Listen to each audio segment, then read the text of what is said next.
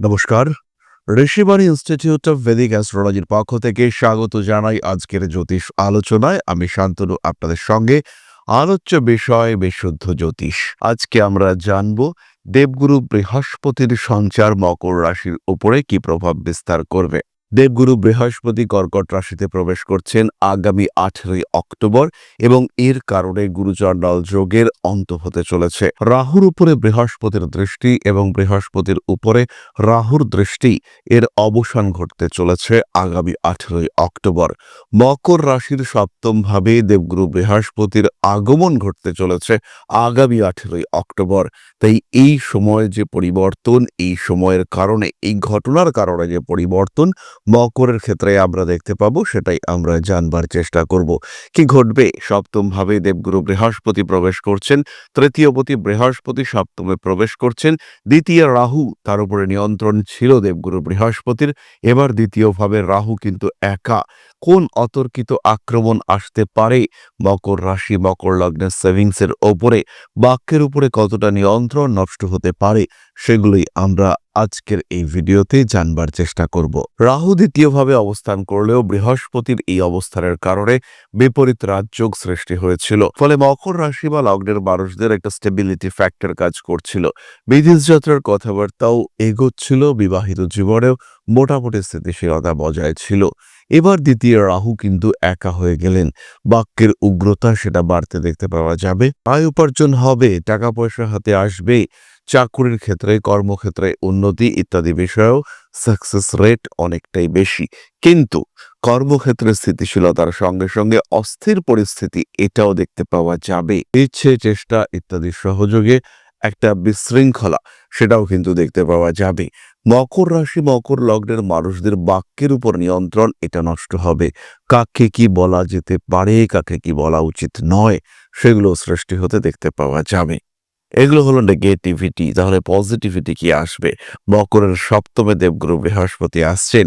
সপ্তমে বৃহস্পতির স্থিতিজনিত ফল কি হতে পারে, কি বলছে জ্যোতিষশাস্ত্র, জানার চেষ্টা করি আমরা। একটি বেশ প্রচলিত সংস্কৃত শ্লোকে বলা হয়েছে, সপ্তমে বৃহস্পতি স্ত্রী সুন্দরীম প্রাপ্নুয়াত ধন্যঃ সদা চ সৌভাগ্যী ধর্মশীলো মহীতলে। অর্থাৎ যদি সপ্তম ঘরে বৃহস্পতি থাকেন, অর্থাৎ ফলদীপিকার এই শ্লোক অনুসারে যদি সপ্তমে বৃহস্পতি থাকেন, সেই ক্ষেত্রে স্ত্রী সুন্দরী এবং শুভ গুণসম্পন্ন হয়ে থাকেন, জাতক ধন এবং সৌভাগ্যবান হয়, তার সঙ্গে সঙ্গে ধর্ম এবং ন্যায়পরায়ণতা এই জাতককে বিখ্যাত করে তোলে। আরও একটি সংস্কৃত শ্লোক অনুসারে, সপ্তমে গুরু জাতকা সৌমবাক সুখ সম্পদা পত্নী প্রিয় সদা ধর্মী বিনীত শীলবানারা।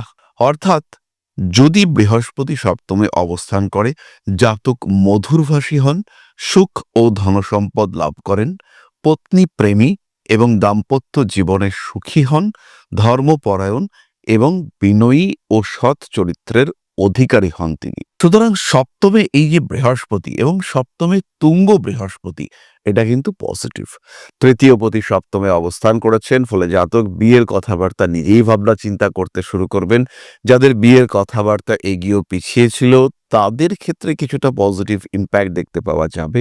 উচ্চশিক্ষার ক্ষেত্রে উন্নতি আসতে চলেছে, এই বিষয়ে কোনো সংশয় নেই। জাতক বা জাতিকা উচ্চ বিদ্যার ক্ষেত্রে সলিড ডিসিশন নিতে পারবেন এবং এই ডিসিশন কিন্তু পজিটিভ হতে দেখতে পাওয়া যাবে। বিদেশ যাত্রার সম্ভাবনা রয়েছে।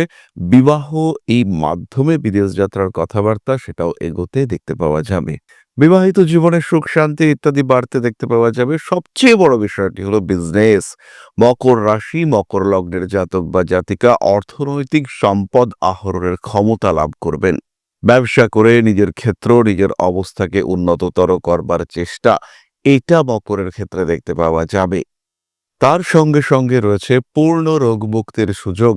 শরীরে ধীরে ধীরে কোনো রোগ বাসা বেঁধেছিল, সেই রোগ থেকে নিজেকে সম্পূর্ণ মুক্ত করবার চেষ্টা এবং ক্ষমতা, এই দুটি কিন্তু মকর রাশি বা লগ্নের মানুষরা লাভ করবেন। কাজকর্মের ক্ষেত্রে তৎপরতা বাড়বে, ধর্ম সহানুভূতি এগুলোও বাড়তে দেখতে পাওয়া যাবে।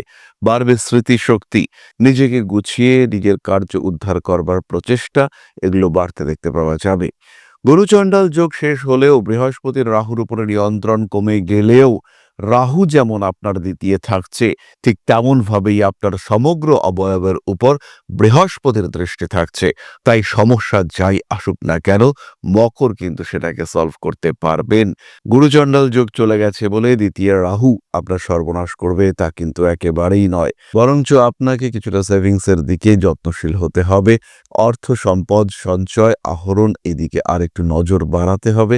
চাকুরি প্রাপ্তির সংযোগ রয়েছে, বিয়ে হওয়ার কথাবার্তা ফাইনালাইজ হতে পারে। মকর রাশি যাদের বিবাহিত জীবনে খুব সমস্যা চলছিল, আরও একবার ভাবার সুযোগ এটা কিন্তু ইউনিভার্স আপনাকে দিতে চলেছে। আরেকবার ভাবুন, যে মানুষটির থেকে আপনি দূরে চলে যাচ্ছেন সেই মানুষটিকে আদৌ দূরে চলে যাওয়ার মতো নাকি আরেকবার ভাবা যায়, এই ধরনের চিন্তা মকর করবেন। মকরের মনের উদারতা চরমভাবে বাড়তে দেখতে পাওয়া যাবে। তারই সঙ্গে সঙ্গে মকর রাশি বা লগ্নের মানুষের মধ্যে যে বিষয়টি আমরা বারবার দেখতে পাই, প্রচণ্ড পরিশ্রম করবার ক্ষমতা, প্রচণ্ড পরিশ্রমী মানসিকতা, তার একটা অভাব দেখতে পাওয়া যাবে। মকর কিন্তু কিছুটা হলেও বিশ্রাম প্রিয় হয়ে উঠবেন। সুতরাং মকরের সপ্তমে দেবগুরু বৃহস্পতির এই সঞ্চার, এটা কিন্তু খুব একটা নেগেটিভ নয়। তবে এই সঞ্চারের কারণেই স্ত্রীর শরীর স্বাস্থ্যের অবনতি ঘটবার সম্ভাবনা বাড়বে। বিদেশে রয়েছেন খুব কাছের কোনো আত্মীয় ভাই বা বোন, তার শারীরিক সমস্যা সম্পর্কে কোনো নেগেটিভ খবর এটা আসতে পারে।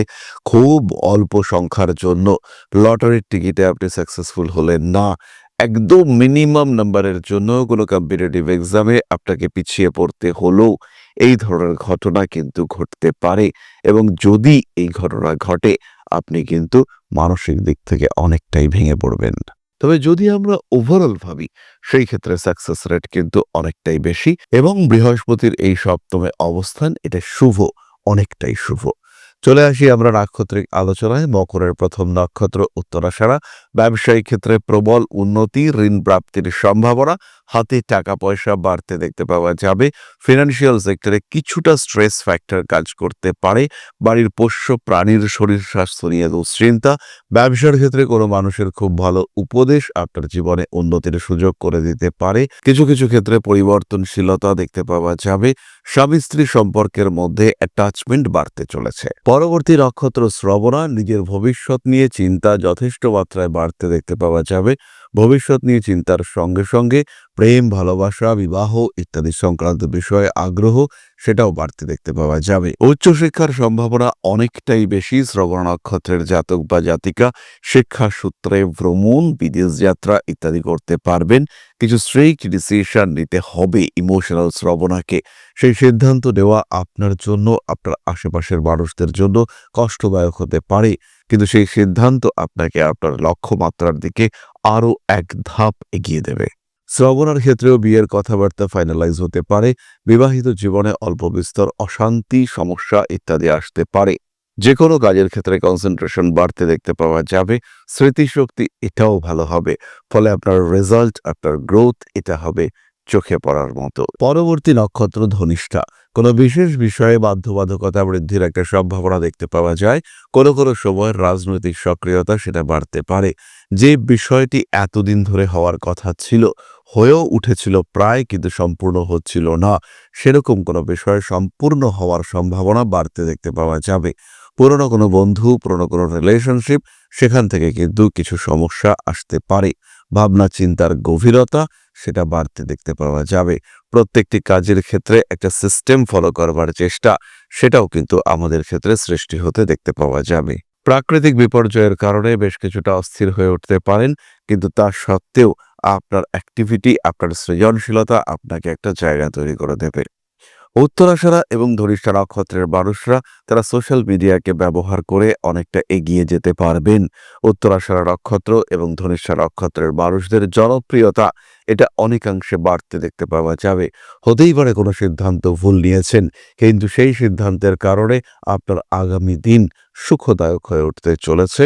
এই বিষয়ে আপনি অবশ্যই নিশ্চিন্ত থাকতে পারেন। সুতরাং মকর রাশি এবং তার ৩ নক্ষত্র গুরু বৃহস্পতির সঞ্চারের কারণে কতটা প্রভাবিত হতে চলেছেন তার একটা সাধারণ ধারণা আমরা পেলাম। পরবর্তীকালে আরও ডিটেইলে আমরা এই বিষয়টি নিয়ে আলোচনা করব। তবে খেয়াল রাখবেন মকর, ব্যবসা শুরু করবার জন্য, জীবনকে উন্নতির দিকে এগিয়ে নিয়ে যাওয়ার জন্য এই সময়টা আদর্শ। নিজের জন্মকুণ্ডলী বিশ্লেষণ করান। কি ব্যবসা আপনার ক্ষেত্রে হতে পারে, কি ঘটনা আপনার সঙ্গে ঘটতে পারে, আগামী দিন কেমন যেতে পারে, আপনার নিজের জন্মকুণ্ডলী কি বলছে সেটা জানার চেষ্টা করুন। কারণ এই সুযোগ যেটা আপনার সামনে আসছে এটা কিন্তু আবার আসতে সময় নেবে 12 বছর, আর 12 বছর কম দিন নয়। চলে আসবো ছোট্ট সাধারণ প্রতিকার সংক্রান্ত আলোচনায়। যেহেতু বৃহস্পতি দ্বাদশপতি সপ্তমে থেকে তার পূর্ণ দৃষ্টি আপনার উপরে দিচ্ছেন, তাই আপনার অবশ্যই ধারণ করা উচিত সেট্রন ব্রেসলেট। তার সঙ্গে সানস্টোন ব্রেসলেট ধারণ করতে পারেন। একই সঙ্গে এটাও খেয়াল রাখতে হবে যে রোজ কোয়ার্টজ ব্রেসলেট ধারণও আপনার জন্য শুভ হতে পারে। যারা ফিনান্সিয়াল সেক্টরে সমস্যার মধ্যে রয়েছেন তারা ধারণ করতে পারেন সেট্রন ব্রেসলেট, তার সঙ্গে অবশ্যই সানস্টোন এবং একটি 5 মুখের রুদ্রাক্ষ। এর ফলে আপনার অর্থনৈতিক অবস্থা, স্থিতিশীলতা ইত্যাদি বাড়তে দেখতে পাওয়া যাবে। যাই হোক, আজকের আলোচনা আমরা আর দীর্ঘায়িত করব না। সবাই সুস্থ থাকুন, ভালো থাকুন। মা শ্রী আদিশক্তির আশীর্বাদ বর্ষিত হোক আপনাদের উপর। সমৃদ্ধ, আরো সমৃদ্ধ হয়ে উঠুক আপনাদের প্রত্যেকের জীবন। জয় মা আদিশক্তি। নমস্কার।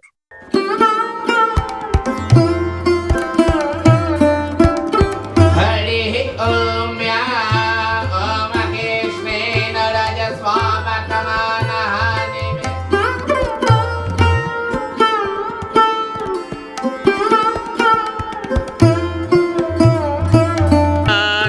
यज्ञहेतुश्च पयस्नानं विजिह्वताम् ह्रीं ह्रीं ह्रीं हुं हुं सिद्धिं शक्तिदेयं स्वाहा।